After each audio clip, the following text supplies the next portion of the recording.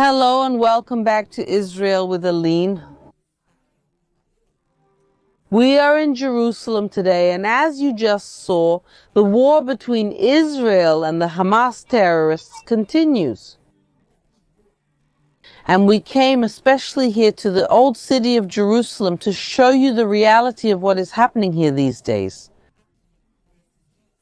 We are going to walk through the Arab market, the Jewish quarter, pass by the Western Wall and end at the Temple Mount. The most important place in all of the Holy Land to talk about the Temple of Jerusalem, its past, and also the future of the Third Temple of Jerusalem. So, if you are ready, let's get started.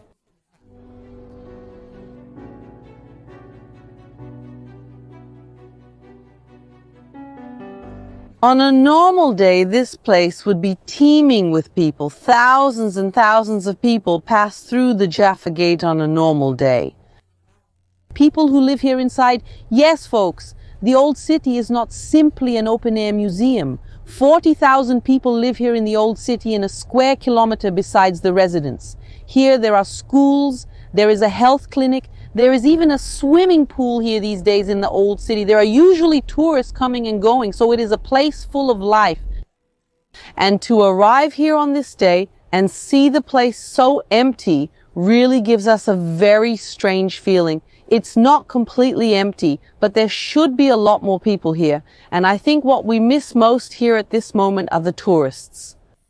Thousands and thousands of tourists should be here these days, but have had their trips canceled, but not all. When we were arriving here a few minutes ago, we saw a group from Indonesia passing by. I mean, yes, there are tourists in Jerusalem, but much less than a normal day. But folks, let's really see everything up close, all the reality. Come with me. Let's go now through the Jaffa Gate.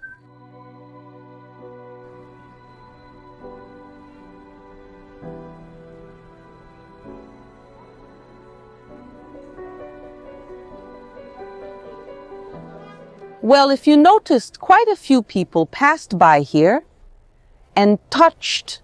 This here is the mezuzah. I wasn't going to comment, but since I saw people touching, I decided to tell you the mezuzah comes from a biblical verse. It is written, we have to put mezuzahs on our doors and our gates. Inside here, there is a parchment with biblical verses. I will put on the screen now for you which verses specifically. We also consider this as a matter of protection that comes from Egypt. If you remember, before the Jews ended the slavery in Egypt, they marked the door frames with animal blood, with lamb's blood. And the angel of death does not enter the house of the people of Israel and not kill their firstborn. So even to this day we mark our doors, our gates, but no longer with blood, with hyssop, but with the mezuzah, with the parchments, with the word of God.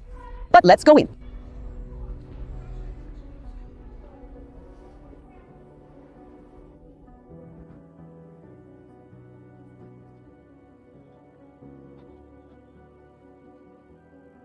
One difference from these days to a normal time is that we will see more policing. Behind me there are police officers who are usually here in the old city of Jerusalem, but we saw more uniformed people than usual. We also saw people with guns who are actually soldiers. They are on mandatory military service or are reservists. And in this case, they are now off duty. And on their day off, they decided to come to the old city of Jerusalem, perhaps to pray at the Wailing Wall, perhaps to stroll, visit friends, enjoy this place that even in times of war is so special.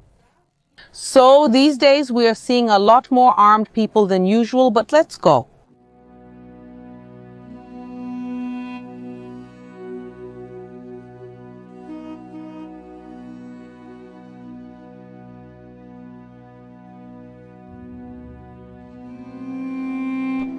This here is the famous David Street, also known as the Arab Market. And on a normal day when we pass by here, each of these doors is a colorful, beautiful shop. They sell scarves, incense, keychains, t-shirts, everything you can imagine is sold here. So it's really a busy street. It's a business where most of the owners are Arabs and Muslims, and they sell all kinds of things for all religions, for all people. And really we see here Despite having people passing by on the street, you can see that almost all the shops are closed at the moment.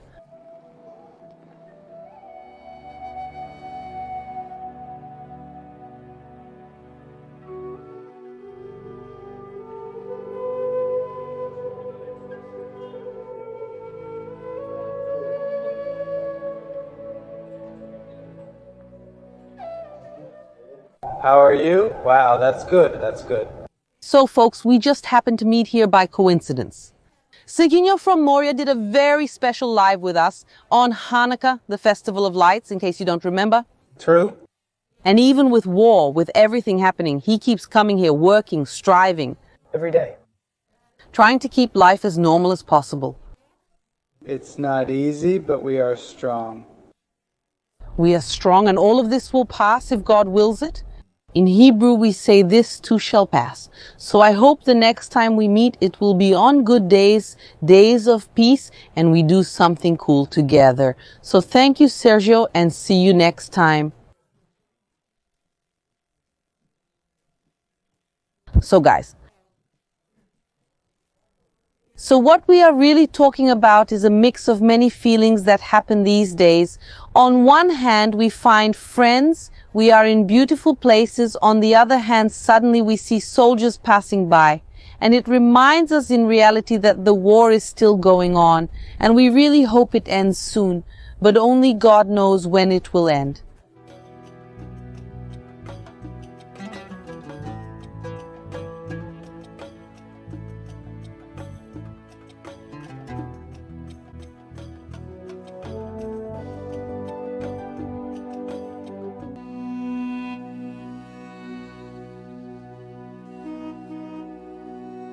We are walking, as we said, in an Arab market. Most of the people who are the owners of the shops and who work here are Muslim Arabs.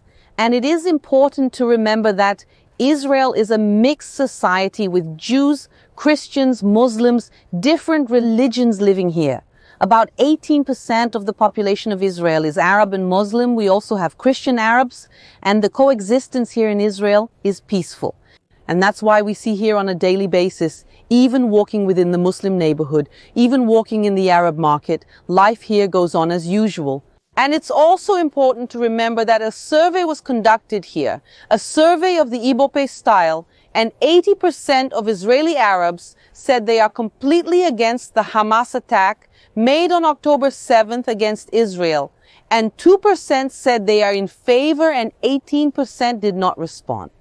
But this shows that the vast majority of Israeli Arabs, Muslims, and Christians, they are not in favor of Hamas.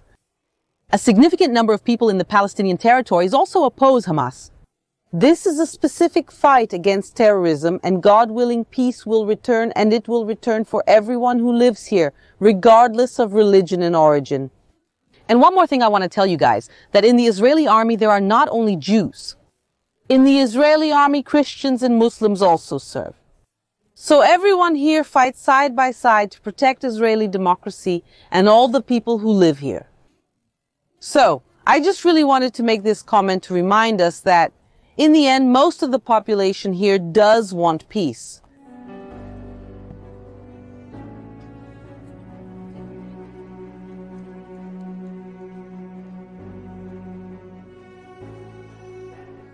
Here we are coming to the fork. If we keep going down here, we will head towards the Wailing Wall and the Muslim quarter.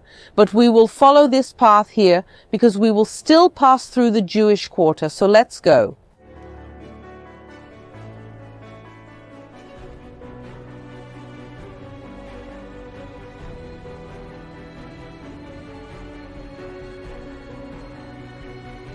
Look at this. First, this store sells all kinds of things for the house. Paints. I mean, it's not just a tourist spot. As we said, many people live here. So they also need to buy normal things for everyday life. And you can see that the store doesn't have any salespeople, neither this store nor this one here in front. This is because the seller may have gone to lunch, or he went to buy something, or he went to the bathroom, went to the mosque to pray. And this is interesting. We also see that it is very common here for the stores. The seller simply leaves everything and comes back later and nobody touches anything. So this is a characteristic here in Jerusalem, which I don't know in how many other cities in the world this happens. And guys, also stores that sell expensive things, jewelry, I've seen it like this, empty. And also inside the store, guys, if we go in, there's the cash register with money, with everything. I mean, they simply leave the stores open.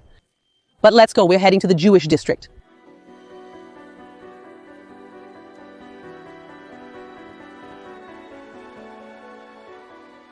Entering the Jewish district, the first thing we come across is this small archaeological excavation that has a big find here.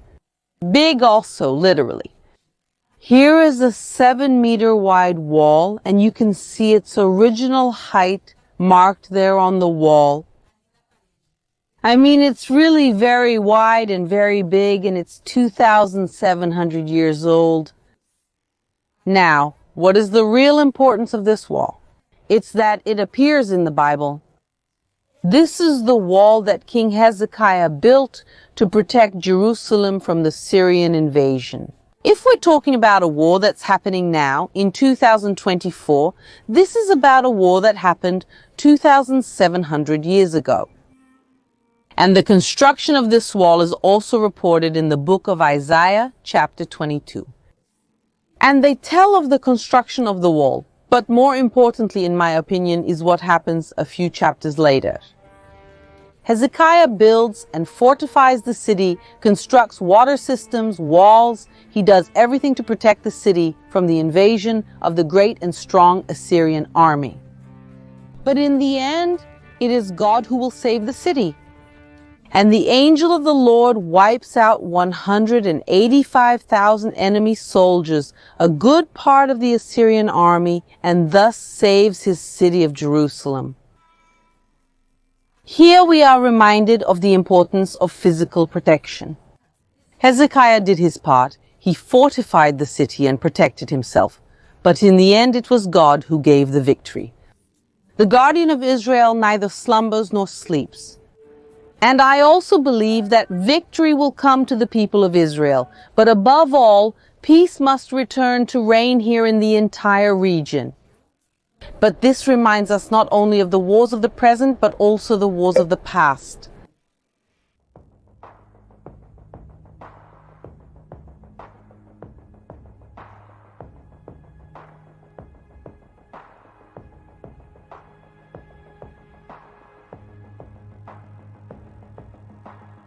And this floor that I am walking on now, it is original from the Roman period.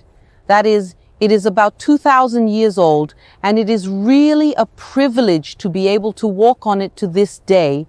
But we did not come here to talk about the past. We came here to talk about the future of the Third Temple of Jerusalem, and I want to show you what is right here by our side. What we can see here is the golden candelabrum, the golden menorah. Guys, when I say gold, it's literally gold. We're talking about millions of dollars in gold here.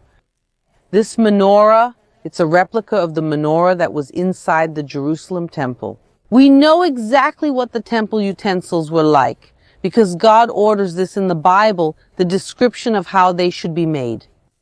The original menorah was stolen by the Romans and taken to Rome. And when we talk about the construction of the Third Temple of Jerusalem, we need a menorah to put inside it. So the Temple Institute, which by the way, we have videos here on the channel inside the Temple Institute, I will leave them linked in case you want to watch.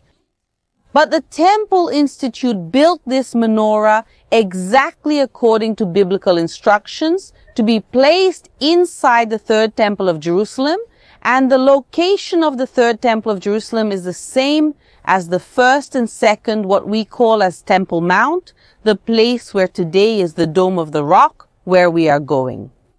And the table that we are seeing behind us, these girls, they are writing people to donate bone marrow. Why? We are in the middle of a war. Why are they here picking up and writing people? Because everyone in Israel is doing what they can. It's really an amazing thing. Israel has for many years been one of the countries in the world with the highest number of NGOs per capita. Volunteering here in Israel is a normal thing in society. But during the war, we are seeing the movement of people, everyone doing what they can, everyone helping. So these girls came here to help. A person will come here to sign up to donate bone marrow sometimes for someone who is sick. The number of people who have donated blood in the last few months is really amazing, because unfortunately the number of injured is very large and blood donations are needed, and everyone is doing what they can. We are really seeing the synagogue, for example, next to my house. Once a week they make a sandwich factory inside the synagogue to send to the soldiers. We are seeing families receiving people they don't know in their homes, people who had to be evacuated. 130,000 Israelis were evacuated from their homes, people who live next to Gaza and people who also live in the far north, next to Lebanon. So, with all the difficulty that is happening, we are seeing a union of the people, a support for each other, and each one really does what they can. And it's really amazing to be able to witness this here really firsthand. And this reminds me of a biblical verse, the verse of Proverbs 17:17. A friend loves at all times, and a brother is born for a time of adversity. In times of peace, in tranquility, it's very easy to be a friend. But the Bible teaches us that in adversity we discover who our real brothers are. And I think there is no greater diversity than a war. And these days we are really discovering who our brothers are, not only here in Israel, but all over the world. We see people from Brazil, in Portugal, Angola, Mozambique, in so many places in the world supporting Israel, praying for Israel, doing everything they can. And that's why we can say now, without any doubt, that we are more than friends. We are discovering who our brothers are, not only by blood, but our brothers who are scattered all over the world. And really, this might be one of the great lessons that the entire people of Israel are learning during this war.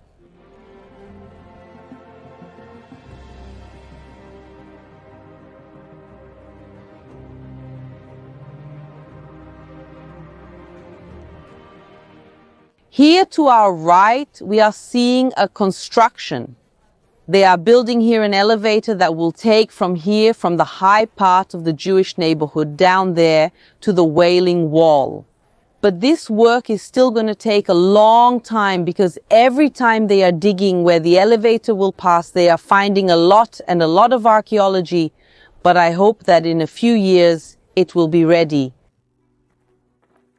In the background we can already see the Golden Dome, and below the Wailing wall,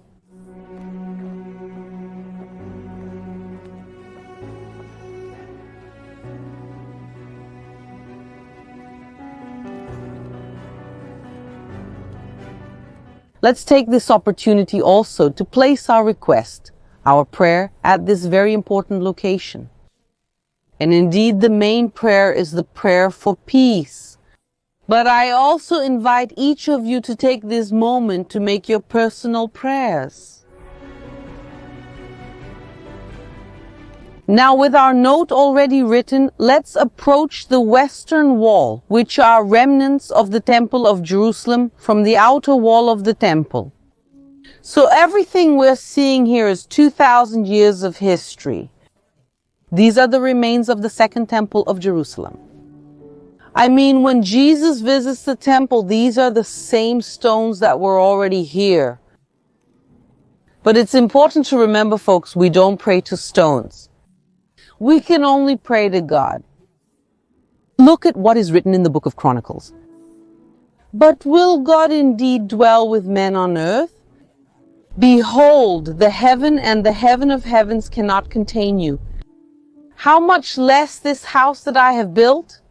Listen therefore to the prayer of your servant and his supplication, O Lord my God, to hear the cry and the prayer which your servant is making before you.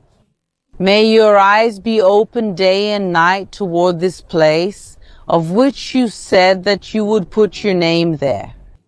To hear the prayer that your servant makes in this place. Hear then the supplications of your servant and your people Israel that they make in this place. Hear from the place of your dwelling from the heavens. Hear therefore and forgive. We come here to pray to God, and we hope that He really, as the Bible tells us, has His eyes and ears open to hear from His dwelling our prayers.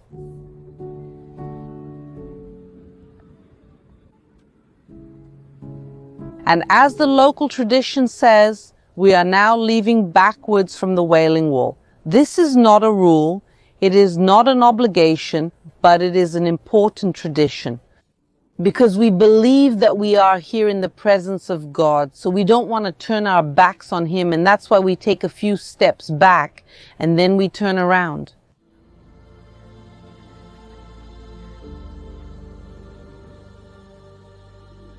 And look at what has been placed here on the Wailing Wall. It even gives me goosebumps to see what is here. We are seeing 1,400 candles. They are in memory of the 1,400 people massacred, murdered on October 7th by Hamas terrorists. In Judaism, we usually light candles in memory of the deceased. So here every day they place the candles, and each person can come here and light one for a loved one who died on that day, for a friend, or even for a stranger. Indeed, simply out of love for others, even if they are no longer here with us. Notice that to the right of the Western Wall there is a wooden bridge. This is the ascent to the Temple Mount. In reality, there are several ascents, but all ascents are only allowed to Muslims. This one here is the exception, so this is the only entrance that Jews, Christians, Druze, and other religions can use, and we will ascend by it. And walking through Israel these days, everywhere we go, we see the faces, the photos of the kidnapped. We're talking about more than 130 people who are still kidnapped in the hands of Hamas for more than 100 days. There are children, there are elderly people, there are young people, there are women. I mean, so many people are still suffering at the hands of Hamas. And among them, we see here Michelle, a Brazilian kidnapped by Hamas. According to the Bible, the Temple Mount is a holy place. And that's why many Jews, including this one we're passing by, take off their shoes out of respect for the place. We just passed security, and here they check that we don't have any of the objects forbidden to take up to the Temple Mount. We've already talked about this on the channel a few times, but who controls the Temple Mount today is the Axe, which is a Jordanian Muslim organization. They have a huge list of things they forbid to take up, and among this, anything that is not Muslim, Jewish, and Christian objects are completely forbidden. Bibles, sacred texts, crosses, stars of David, flags of Israel, even the flag of Brazil. I mean, so many things are forbidden to take up here. Musical instruments, alcohol, a series of things are forbidden. So we go through the inspection. They check that we don't have anything forbidden, and so we can continue. So let's continue going up. We've already passed this inspection, so come with me, folks.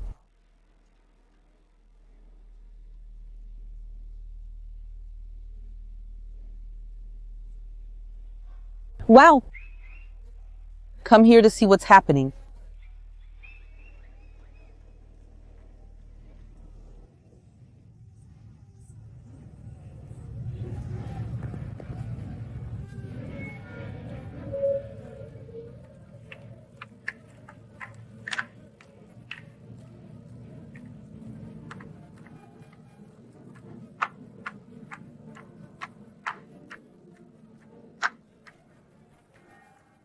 Wow, I got goosebumps seeing it. I mean, I was walking, listening to some music, someone singing in the background, and I got here. All these soldiers arrived with us. I mean, here is one of the units of the Israel army. They are in the infantry. They are the people who are defending Israel, and they stopped everything they are doing to come here, to come pray at the Wailing Wall. The population also stopping to see we really are in Jerusalem, we are in the holy city, and we are here to see the historical places, but we can't disconnect from reality at any moment here. And the reality is this, the reality is that we are still in conflict. that the war has not yet ended. We pray, I imagine, they are also praying for this war to end as soon as possible. And they are here. In a second, they will go over there to the Wailing Wall. If you look here, right here, we can already see from above a privileged view of the Wailing Wall.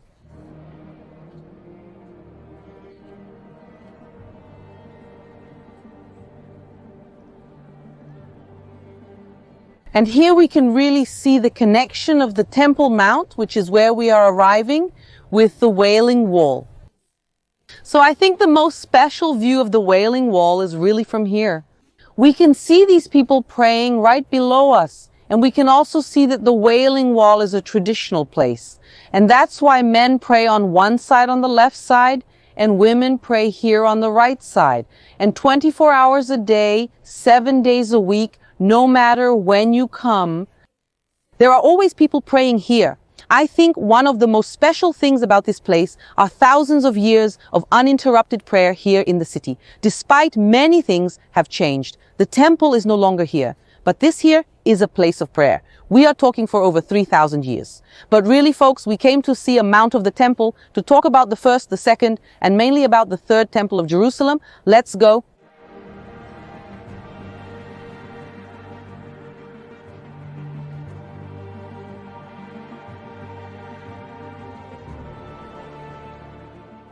And here we see this collection of columns, and I like to look at them when we first enter here at the Temple Mount.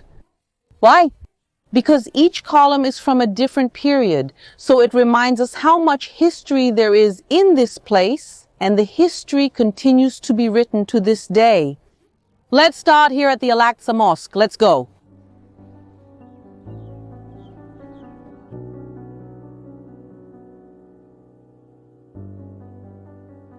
So here we are looking at the Al-Aqsa Mosque. People sometimes mistakenly call it the Omar Mosque. No, the Omar Mosque is in front of the Holy Sepulchre, and also here in the old city of Jerusalem. But this one, the Al-Aqsa Mosque, it is the third holiest site in the world for Muslims. The first is Mecca, the second is Medina, both in Saudi Arabia today, and the third here in Al-Aqsa. It is sacred to them because they believe that this is where Muhammad landed with his magical animal, an animal called El-Burak. But for us as Jews and Christians, the most important place is not this one. The most important place is what we see right here. So let's go around, and here we can see what is called the Golden Dome, the Dome of the Rock. This beautiful and wonderful place, very, very, very special. It is the holiest place in the world for Judaism. Yes, holier than the Wailing Wall. But it's not the building itself that's sacred, but what's inside it, the Dome of the Rock. The name itself says it's a dome. It's a construction built by Muslims in the 7th century that protects a rock much, much, much older. This rock is what we call the Holy of Holies, where the Ark of the Covenant was, where was the center of the Temple of Jerusalem. And before that, it was where Abraham went to make the near sacrifice of his son Isaac. And now we're going to get very close to this very special place.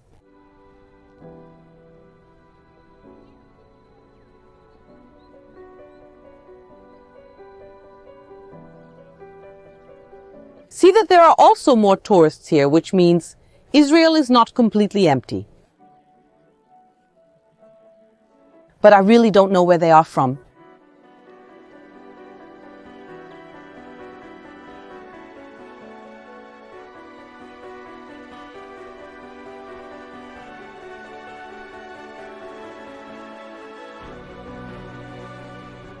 And before we talk a little more about the Dome of the Rock, I want you to see the white domes in the background. Those are the domes of the Jewish quarter of the old city of Jerusalem, which we passed by earlier. So look at the height difference here. The Jewish quarter is much higher than the Temple Mount. Over here on the other side, we see an even higher hill. This one is the Mount of Olives. The entrance into the Dome of the Rock is nowadays only allowed to Muslims. This is because the entrance is controlled by this Muslim organization, the Islamic Waqf Administration, and they do not allow Jews, Christians, or other religions to enter. There is a person from the Islamic Waqf administration at the entrance there, checking who comes in and who goes out. And if he has any doubts, he stops the person and confirms the religion. He can ask the person to perform a Muslim prayer, but in general, they can easily tell who is Muslim or not. That's why the entrance is very restricted for us. I have managed to get permissions to enter in the past. I will put a picture here for you to see. Me inside there. But today, with everything that's happening, it's not a good day for me to go in again, so we're just going to film from the outside. And really, most people who come here, Christians and Jews, can only see from the outside. But even being on the outside, we are just a few meters from a very, very, very special place where Abraham went to make the near sacrifice of his son Isaac. And I think especially in these difficult days that we are living in Israel, in Gaza, and all over the world, I think we can learn lessons from this place. God interrupts Abraham's sacrifice. He doesn't want Abraham to kill his son. This is God sending a message about the importance of human life. A human life should not be sacrificed even for God. And that's why in this place, when the Jerusalem temple was here, the sacrifices were animal sacrifices. Since the Jerusalem temple's destruction in 70 AD, 500 animal sacrifices are no longer made here. So we learn here the importance of human life. Taking advantage that we are at the location where the first and second Jerusalem temple stood, let's talk about the third Jerusalem temple. Let's talk a bit about future plans. We have already shown here on the channel that yes, some things are being done for the third Jerusalem temple. The floor plans already exist. The temple utensils already exist. But no concrete works had started for the construction of the building itself. But now, with the war and with so many changes that have been happening with discussions about what will happen with Israel and about Gaza, the subject of the third Jerusalem temple is being talked about a lot, especially here on the internet. So I wanted to clarify for you what the reality is, because many people say that now in the time of war is the ideal time that Israel has to regain control of the Temple Mount to start the construction of the third temple. But I have to be 100% truthful with you. Anyone who says that the status of the Temple Mount is going to change is fake news. The Temple Mount is under the control of the UACF, and there is no plan from the Israeli government to change this status, at least in the near future. And without the Temple Mount in the hands of Israel, it is not possible to start the construction of the third temple. So folks, the construction of the third temple is not going to start in the near future. And all the rumors that are going around are fake news. The utensils exist, the floor plan exists. But here on the Temple Mount, as you can see, nothing has changed, even in times of war.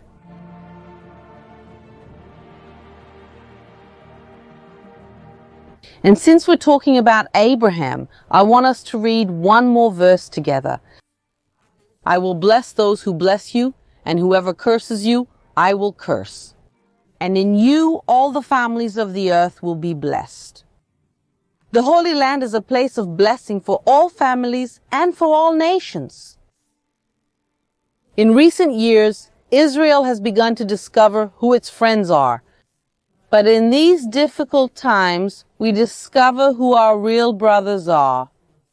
From the bottom of my heart, I thank everyone who watches, who follows the channel, and who is here to see our reality.